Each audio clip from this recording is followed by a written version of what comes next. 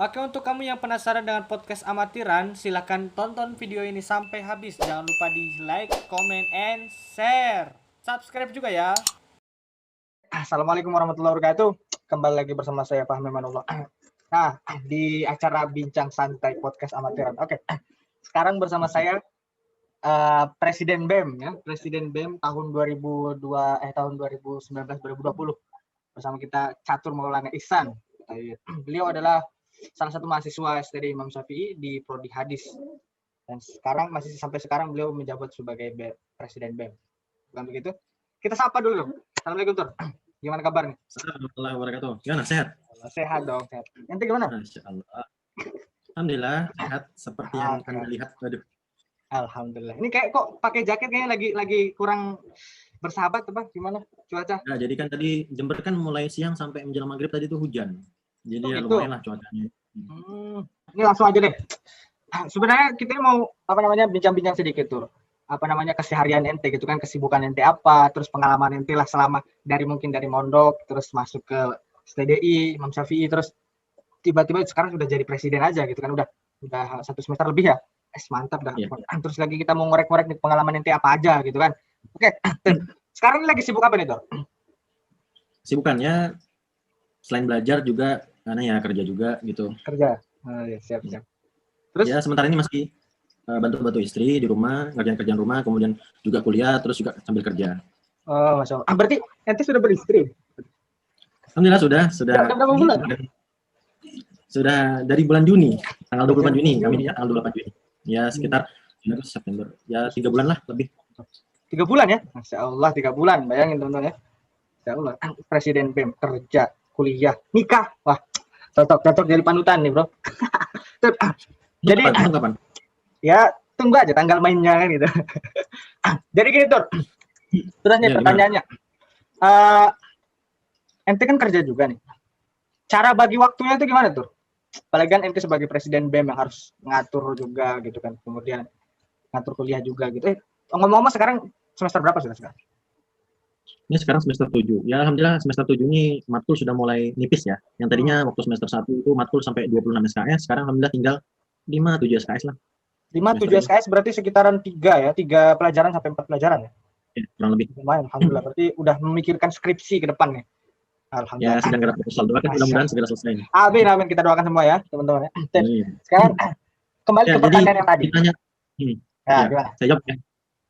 Jadi untuk mungkin teman-teman mikir gimana cara ngatur waktu ya. Jujur sebenarnya saya juga keteteran gitu ngatur waktu. Terutama sebelum menikah. Karena sebelum nikah nih pikiran amburadul entah kemana gitu kan. Tapi alhamdulillah setelah menikah ini sedikit-sedikit bisa kita mulai merapikan beberapa agenda yang mungkin masih terbengkalai atau beberapa desk job kita itu yang mungkin belum rapi, itu bisa kita rapikan sedikit-sedikit. Alhamdulillah setelah menikah ini baru kerasa bisa ngatur waktunya itu, alhamdulillah bisa. Begitu dan ya, makin bisa nambah kegiatan setelah menikah gitu. Malah pas lebih teraturnya waktu pas setelah menikah ya, berarti bukan waktu sebelum menikah. Kadang kan ada juga orang yang mungkin pas menikah malah keteteran pas menikah itu, waduh ini kenapa saya akhirnya mikir, kenapa saya nikah dulu nih, waduh banyak pekerjaan apa segala macam. Menurut ente gimana nih? Ya kalau kita lihat ya teman-teman di kampus juga banyak yang mereka masih idat, mereka sudah punya anak 2, kadang-kadang ada yang sudah, Masya Allah ada yang sudah 5 kemarin ya. Waduh. Bahkan teman angkatan ini kan ya kita tahu Pak Jihad, beliau anaknya sudah 5. Ya itu Masya Allah mereka tidak ada yang namanya kesusahan membagi waktu, tidak ada, semuanya tinggal berproses. Tapi memang proses itu lebih mudah ketika kita sudah menikah. Oke, gitu. Berarti ini bukan salah satu ngomporin mahasiswa buat nikah loh ya, enggak. Saya kira ente salah satu motivator teman-teman nih untuk menikah lebih cepat gitu kan, apalagi sudah mampu. Tapi bisa juga dibilang gitu. Oh gitu. Ada juga sering mengompor-ngompori teman-teman untuk segera nikah. Masya Allah. Susah ya sama orang nikah. Kembali ke tadi kalau untuk bagi waktu, jujur mungkin teman-teman melihat seolah-olah kita yang memegang suatu jabatan di kampus, misalkan ketua ini, ketua itu seolah-olah mereka yang paling rapi pembagian waktunya, padahal enggak. Nyatanya enggak begitu, kita juga keteteran. Cuman kita sebisa mungkin gimana mendahulukan perkara-perkara yang kira-kira ini waktunya, deadline-nya ini mepet. Itu kita dahulukan ketimbang perkara yang mungkin nanti waktunya masih agak jauh gitu. Kadang masih ada yang namanya keteteran, itu masih ada. Apalagi yang sampai misalkan ada 2 kegiatan yang berbenturan di satu waktu. Nah, kita harus milih nih mana yang duluan ini. Kalau anak-anak aktivis biasanya mereka lebih mementingkan kegiatan ketimbang kuliah. Anak-anak apa tadi? Itu resiko. Anak-anak aktivis. Anak-anak aktivis ya. Lebih mementingkan. Mereka lebih mementingkan kegiatan ketimbang kuliah. kegiatan Kebanyakan begitu. penyimpanan kuliah. Oke, ini bisa jadi catatan ya, bisa jadi catatan. Oke. Lanjut, Ya bisa jadi. udah gitu. Udah mungkin gitu. Oke, saran nih. Kemarin juga ada yang nanya sama Anda kan. Ini kayaknya salah pertanyaannya malah ke Anda gitu kan. Harusnya ke orang-orang besar seperti Anda. Jadi cara bagi waktunya itu seperti apa gitu? Mungkin ada apa namanya? Ada tahapan khusus atau ada cara khusus gitu membagi waktu seperti apa? Gimana tuh? Sekali lagi ya, untuk bagi waktu jujur kita kan masih keteteran nih. Cuman kita bisa mulai dari hal-hal yang simpel. Misalkan nih kegiatan harian dulu. Kegiatan harian sebelum ada kegiatan tambahan. Kegiatan wajib misalkan bangun pagi jam sekian, sholat subuh, kemudian mandi, kuliah. Ini kan sudah kegiatan yang ma'ruf. Kita mungkin bisa bikin jadwal rutin gitu. Ketika kita sudah punya list jadwal nih, terus ternyata kita keluar kegiatan kita dari jam yang sudah ada, berarti ini ada sesuatu yang perlu dievaluasi. Oh, kok bisa harusnya aku makan jam 7, kok ini makan jam 10 gitu. Ya, Nah, ini bisa jadi bahan. Terus juga di antara hal yang membantu untuk mengatur waktu kita ini ya, kita bisa bikin catatan-catatan kecil kayak di belakang tuh yang di atas tuh. Nah, itu itu berguna sekali tuh catatan kecil itu. Ini sebenarnya untuk teman-teman yang kantor sering lupa. Ya, benar. Terus Ya, mungkin itu. oke. Itu ya Ada tadi. yang istimewa sebenarnya. Oke, itu ya tadi saran dari ketua BEM ya untuk mengatur waktu, mungkin bisa dijadwal seperti itu ya kurang lebih. Tur. Masya Allah ya, semakin malam ini semakin seru sebenarnya pembahasannya. Cuma nggak tahu ini nanti yang bakal nonton nih sampai akhir nggak ya kan? Ini kan udah berapa menit ya kan? Selanjutnya Tur, pengalaman ente Tur. Pengalaman ente selama mungkin dari apa namanya dari ente mondok dulu. Apakah memang sebelumnya ente sudah aktif di organisasi, kemudian sampai sekarang menjadi ketua BEM? Ya, kalau dibilang masalah organisasi, jujur kita sangat minim pengetahuan tentang organisasi. Dulu memang di pondok saya diangkat untuk bekerja sama dalam organisasi santri ya. Dulu namanya itu ORSAF, Organisasi Santri Al-Furqan. Ya, dulu pertama kali diangkat itu sepihak, artinya langsung ditunjuk sama Ustadz waktu itu.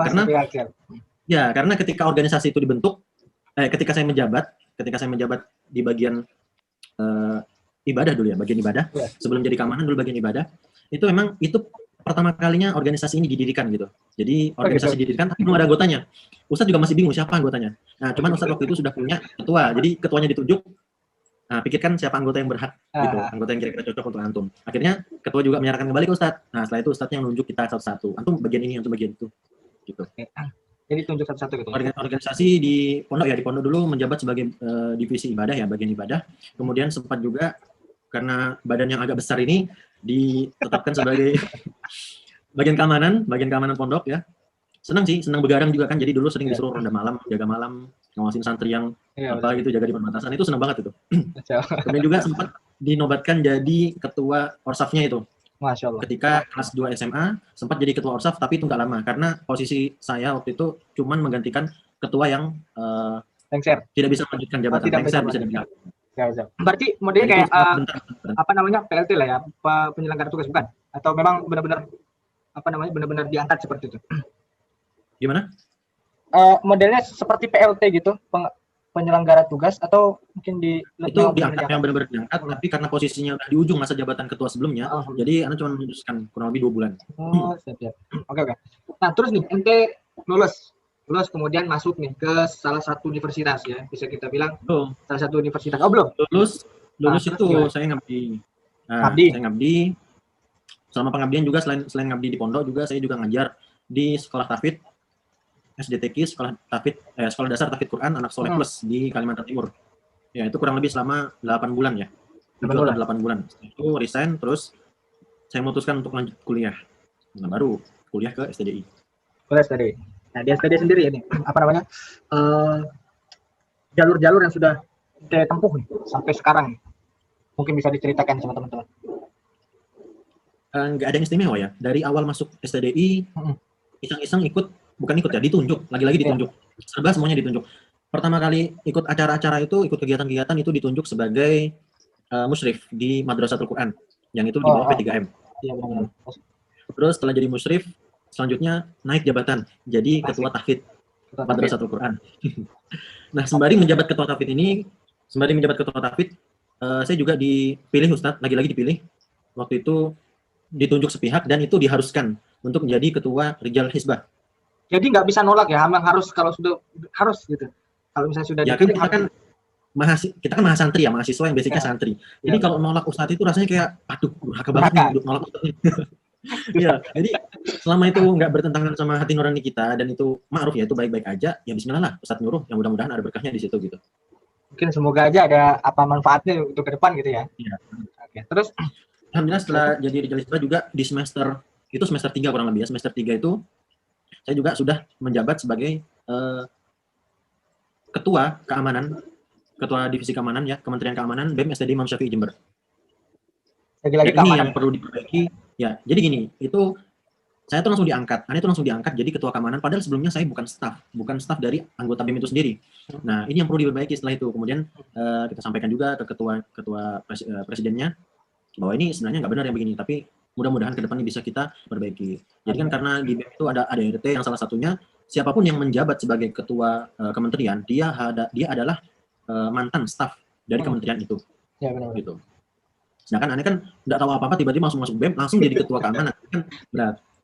Tapi syukurnya di situ apa namanya mungkin ente kan udah punya latar belakang udah sempat pernah organisasi. Kemungkinan di situ ada apa namanya ada muskilah nggak, ada keberatan nggak gitu. Untuk ente sendiri gitu ketika menjalani jabatan itu. Ya untuk divisi keamanan ya, untuk Kementerian Keamanan kebetulan setelah itu semester berikutnya keamanan ini digabungkan dengan Rijalis Isba. Nah, akhirnya tadinya yang saya sendiri ngatur 2, Rijalis Isba 1, kemudian divisi keamanan 1. Setelah itu ada keputusan dari kampus untuk jadikan 1. Akhirnya ya itu lebih memudahkan kami tentunya kan. Kalau untuk kesulitan di bagian keamanan insya Allah nggak ada, karena jujur emang hobinya di situ ya, hobinya jaga, hobinya terutama ketika ada kegiatan kampus nih, kalau misalkan ada kegiatan di luar kampus dan itu mengharuskan ketua atau presiden berangkat atau presiden mengutus beberapa anggota berangkat keluar kampus, itu paling senang sudah itu, karena keamanan pasti harus ikut mengawal itu. Berarti kayak modelnya sekarang ini PM-nya lah ya, polisi militernya lah ya, yang biasanya jagain presiden gitu ya. Ya, pengawalnya lah. Pengawal. Bahkan itu pernah kita sampai acara 3 hari di luar kampus, dapat izin resmi dari kampus, nggak ikut kuliah. Kita ngawal presiden dan wakil presiden untuk mengikuti kegiatan di luar kampus. Mukernas waktu itu, Musyawarah Kerja Nasional BEM Pesantren, karena BEM kita tergabung di BEM Pesantren ya. Kita mukim selama 3 hari di luar kampus. Kemudian di situ juga ada outbound juga disiapkan juga oleh panitia Mukernas. Senang karena itu memang passionnya tuh, hobinya tuh emang keluar keliling jaga-jaga jalan melek-melek itu. Senang ya. Senang nggak ada kendala. Oke. Kemudian setelah itu setelah berakhir masa jabatan presiden periode 2018-2019, pergantian presiden berikutnya tiba-tiba nama saya keluar sebagai calon presiden 2019. Salah satu calon presiden ya. Salah satu calon. Waktu itu ada 4 calon. Kemudian bagaimana sih apa namanya? Itu kayaknya seru nih dibahas. Bagaimana ente itu bisa mengalahkan dari 4 peserta ini, ente bisa mengalahkan 3 orang ini gitu. Gimana itu? Kok bisa gitu kan? Maksudnya kita itu perlu tahu gitu kan, apalagi mahasiswa di luar kan. Bagaimana tuh cara? Mungkin ada trik-trik kita sendiri gitu kan. Gimana tuh?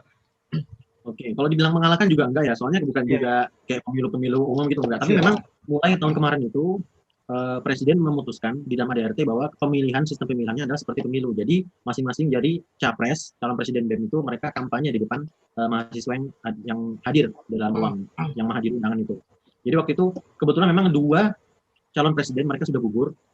Mereka mengundurkan diri dan mereka gugur. Mengundurkan diri. Mengundurkan diri lebih tepatnya ya. Jadi sisa kami berdua ya. Sisa 2 calon. Terus kami disuruh orasi menyampaikan visi dan misi kalau nanti terpilih. Beda nih kalau sebelum-sebelumnya misalnya ada 2 calon kan, 2 calon. Yeah.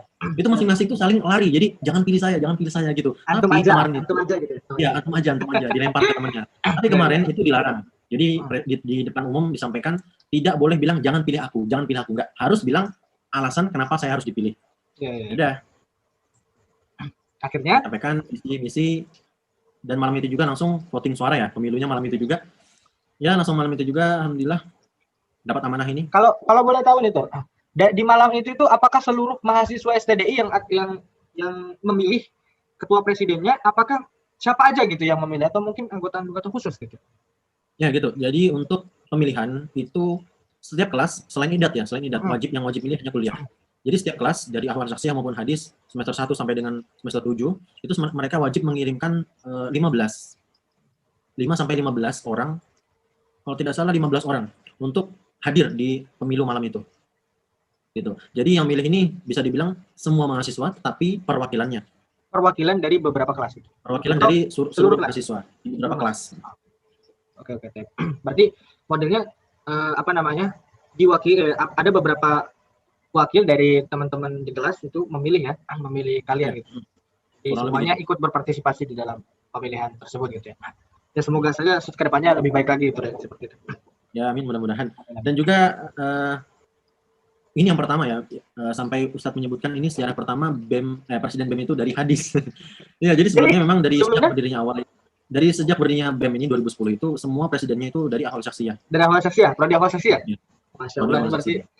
apa namanya bisa menjadi catatan sejarah di sejarah STDI Imam Syafi'i gitu ya. Salah satu apa namanya presiden pertama dari hadis, dari prodi hadis dari prodi hadis, dari prodi ilmu hadis, yaitu Catur Mulan Ihsan gitu ya. Masya Allah, keren sekali, Tep. Di sini Anda bisa menangkap tuh beberapa apa namanya pengalaman yang di dalam organisasi ya, dari pondok juga udah bergelut gitu, walaupun mungkin kita lihat mungkin dalam tanda kutip dipilih gitu, tidak melalui seperti pemilihan apa segala macam. Kemudian tapi tadi waktu pas pemilihan presiden BEM itu memang benar-benar dipilih seperti itu. Oke. Nah, Tur, kembali lagi nih kepada pertanyaan selanjutnya. Itu kan apa namanya? Tadi Anda nangkap di situ. Ente Ya. selain ngabdi di pondok juga, itu ente ngajar di luar gitu. Maksudnya itu bagaimana sih, Tur? Cara kita tuh mendapatkan kenalan atau link gitu. Nah, itu yang harus kadang teman-teman mahasiswa juga harus tahu gitu kan. Teman-teman juga harus tahu ini gimana caranya biar saya nggak kosong banget nih daripada main HP, YouTube-an, game dan lain sebagainya. Mending apa namanya bisa kita salurkan mungkin dengan mengajar atau apa namanya bekerja dan lain sebagainya kan menghasilkan duit. Seperti apa tuh? Ya, jadi untuk ngajar ya, ketika pengabdian itu masa pengabdian saya juga ngajar. Terus ketika saya sudah jadi mahasiswa, saya juga ngajar di beberapa tempat di Jember ini ya.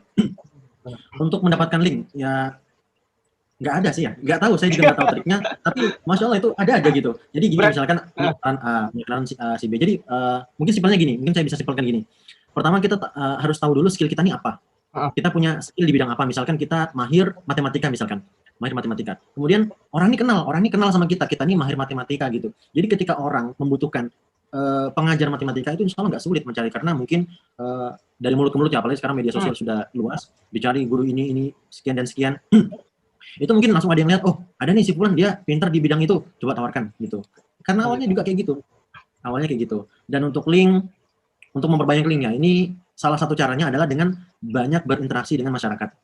Berinteraksi dengan masyarakat, baik itu masyarakat yang sejalan sama kita atau masyarakat umum yang mereka memang belum kenal sama sekali, yang kita ini terlihat asing di mata mereka. Itu memang kita perlu perbaiki komunikasi dengan mereka, kemudian menjaga hubungan yang baik, terutama tetangga yang baru kita kenal, misalkan kita hidup di lingkungan yang baru gitu kan. Insya Allah ini bisa nambah link gitu. Ini apa namanya? Ini mau menyampaikan satu statement yang Anda mungkin dengar, entah dari siapa, Anda lupa. Apakah ini benar juga? Maksudnya dengan kita mengikuti kegiatan-kegiatan kampus, mungkin kegiatan-kegiatan kepanitiaan, apalagi organisasi, itu juga salah satu cara atau salah satu cara untuk kita bisa dapat link gitu. Bisa dapat banyak teman, kemudian kenalan dan lain sebagainya.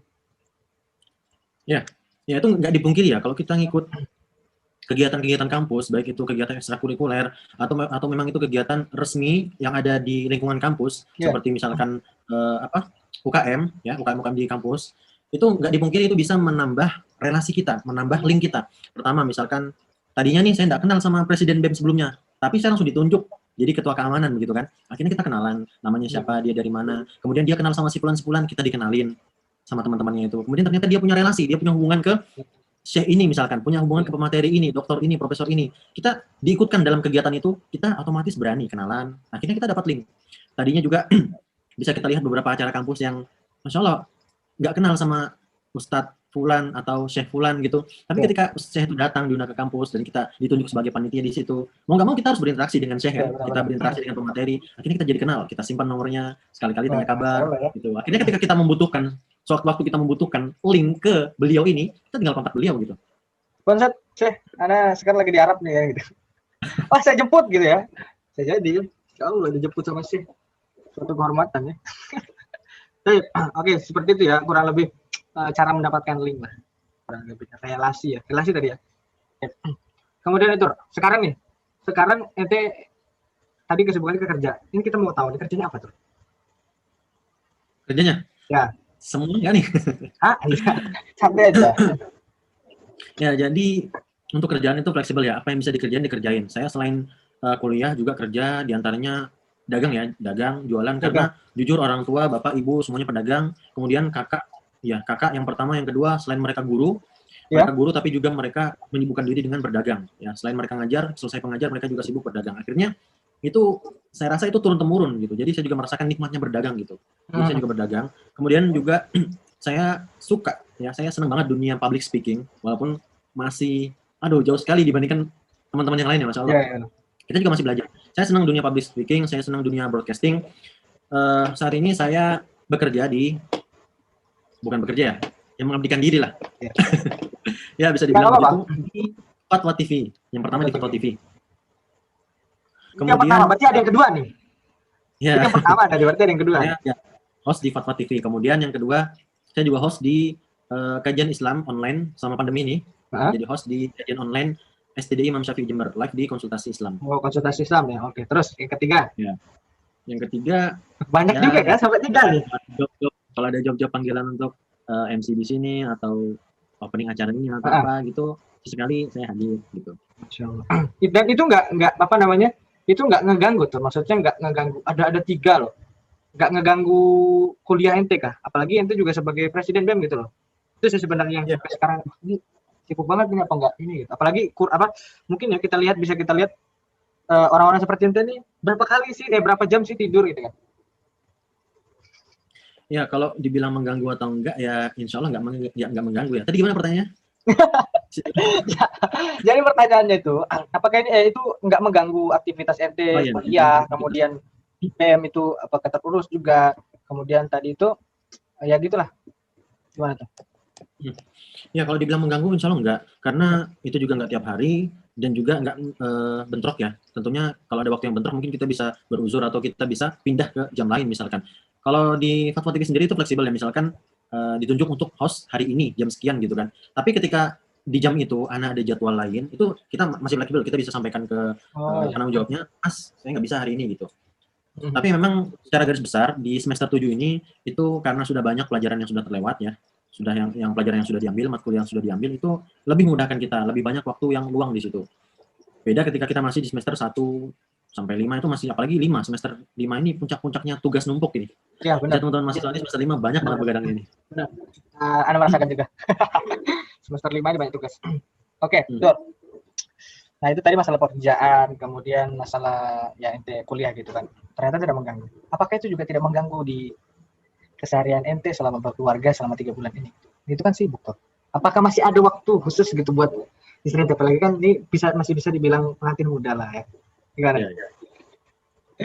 Ya, alhamdulillah nggak ada yang terganggu, malah karena berkah pandemi ya. Berkah pandemi ini justru malah lebih banyak waktu sama istri di rumah. Karena semuanya kita kerjakan kan online gitu.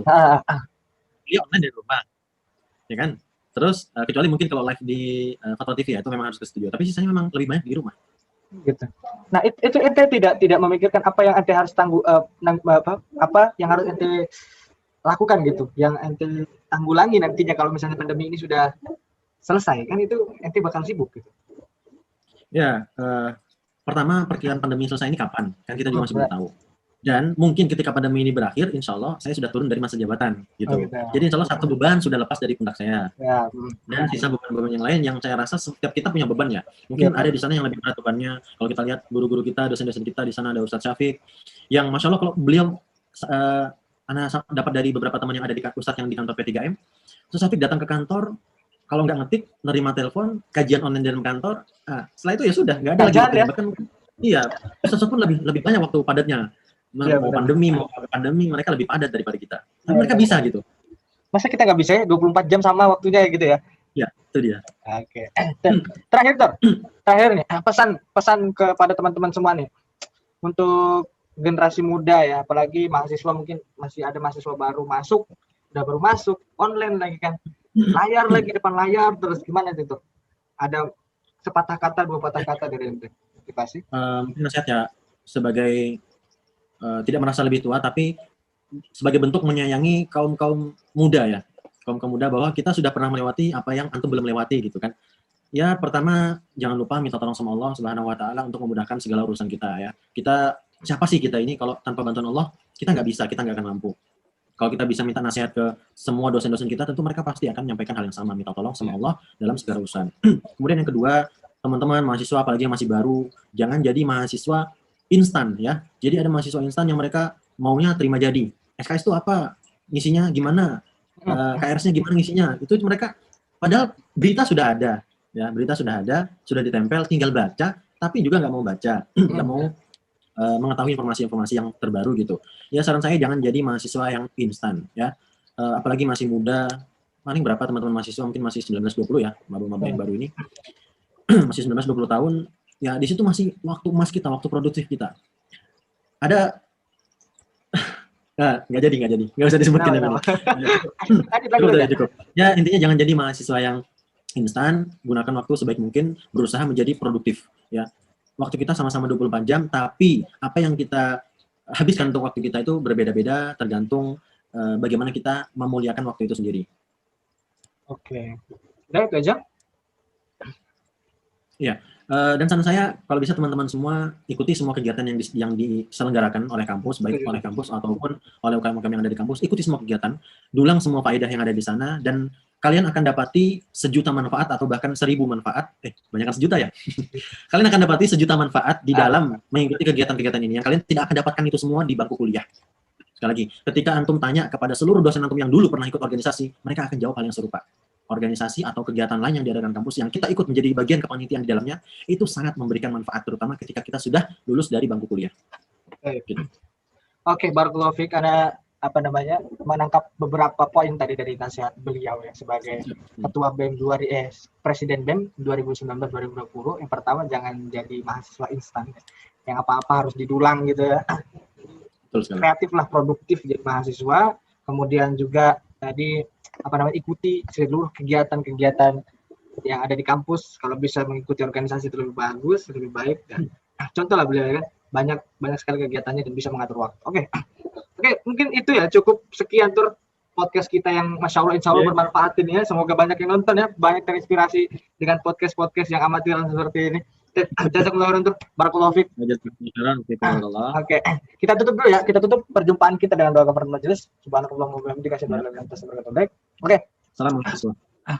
Jangan lupa di subscribe, like, and komen aja, nggak usah di share. Nanti di share juga nggak apa-apa, bagus. Ini ada manfaat lah dari presiden kita.